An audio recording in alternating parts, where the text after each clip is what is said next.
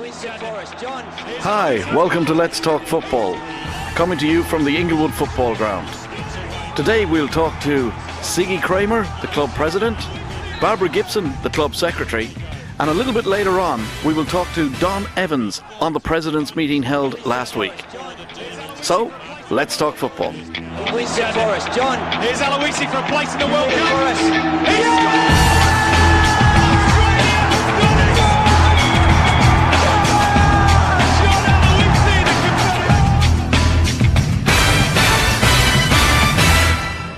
Joining us now is Inglewood Club President Siggy Kramer. Siggy, yes. You have been involved in the game for a number of years. Yes. How have you seen the game progress in the years since you have been involved with it? Well, at one stage the game really did progress and really was great to be able to be part of. But a few years down the track it sort of subsided in regard to the potential that the game and the players.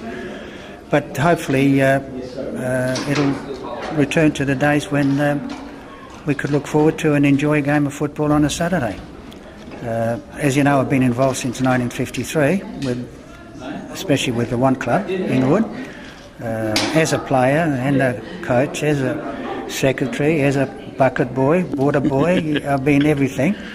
It's been a hard track for the club because our base used to be the Ukrainian community. Yep. Which is dispersed lately, and we haven't got that strength that the Italian community has got, or the Macedonian community, or the Greek community.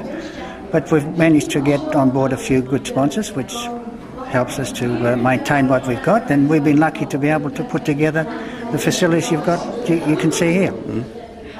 A very impressive facility, I might add. Well, thank you. It took a lot of time, effort, and money, and the right people to contribute, which makes a big difference. When you be able to call on somebody and they put their hand in the pocket, makes a big difference. Yeah. How are you doing this year for sponsors? Well, we've got our major sponsors, of course, Clipsal, BDC, Collie Hardware, very, very big sponsors. They are also sponsoring the club on another level. We're building a house with Swan Sea. All right. And they are coming on board to donate all the timber, hardware, etc., which is a tremendous amount of money that we save. So we did a deal 2 years ago with Swan Sea, and each club benefited to the tune of $114,000, which is fantastic. That's right.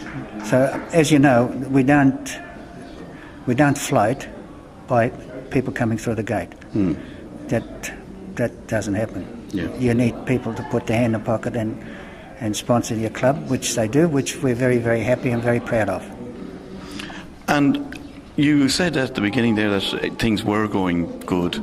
Do you think some things have gone wrong lately, or how has the change been from the Soccer West Coast days to the Football West days? Well, look, at the end of the day, what I don't like is this business of having to people that don't like you or anybody within the club can put a letter together and send it to Football West and use the word discrimination, and straight away you've got a problem.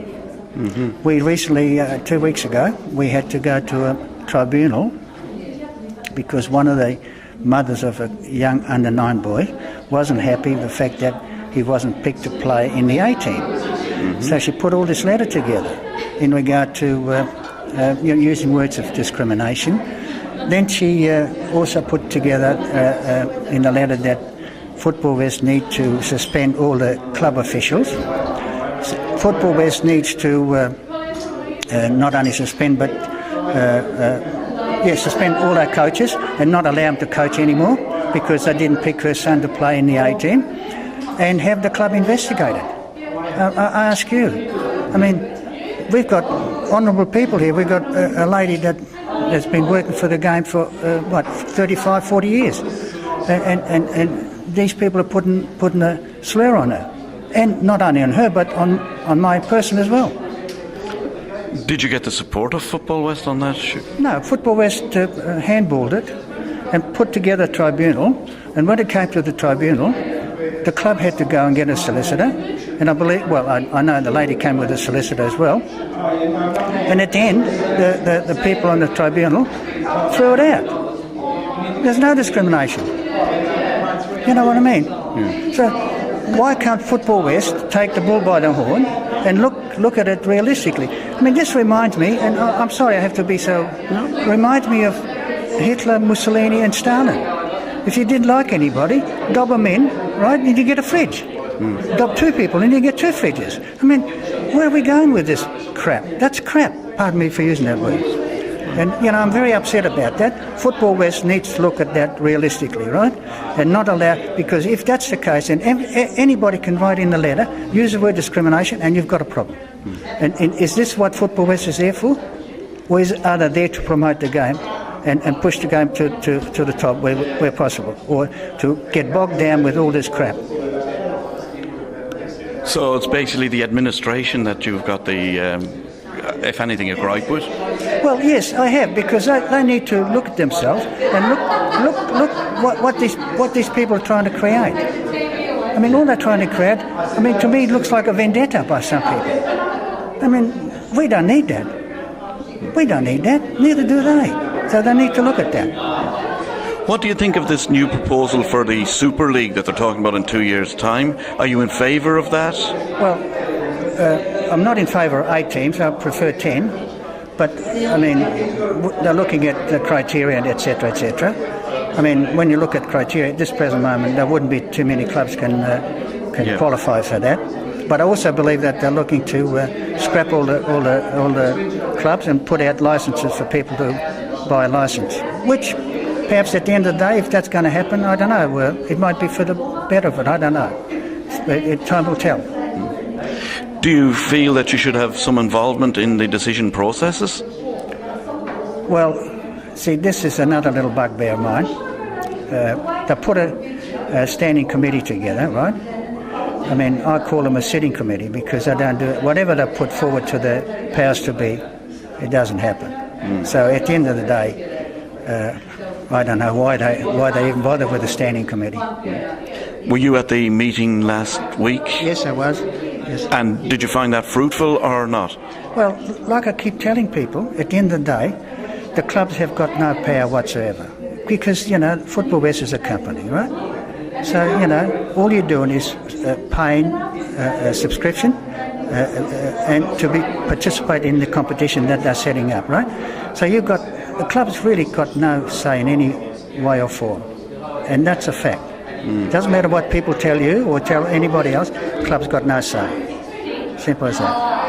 Okay. How do you think you're going to progress this year? Just getting back to the football side of it now. We just conceded to go, yep. Sorry, what was that? How do you feel you will be progressing this year? What are your hopes for the season? Well, you've had some changes. Yes, we have. We've got a few young boys that have come through the ranks, and they're sort of showing a lot of potential, and I think with a little bit of time we'll get there. But I mean, I'll be quite happy to finish in the middle of the table this year if that would be possible. I would be quite happy with that because of the fact that we've introduced a lot of young boys, you know. Your new coach, he comes highly recommended. Lee Bamber, yes, a very, very good man, very, very good man. I like his style, I like his attitude, I like his, how can I say, the way his man-to-man, you know? Man management skills. Man management skill, yeah. He's very, very good, and I'm very happy about that, yes. And he had a great start last week with a win in Armidale. Yes, 3-1 against Armidale was pretty good, quite happy about that. But it's a long way to Tipperary, so to speak, isn't it? You're not wrong. Yes, a long way to Tipperary, yes.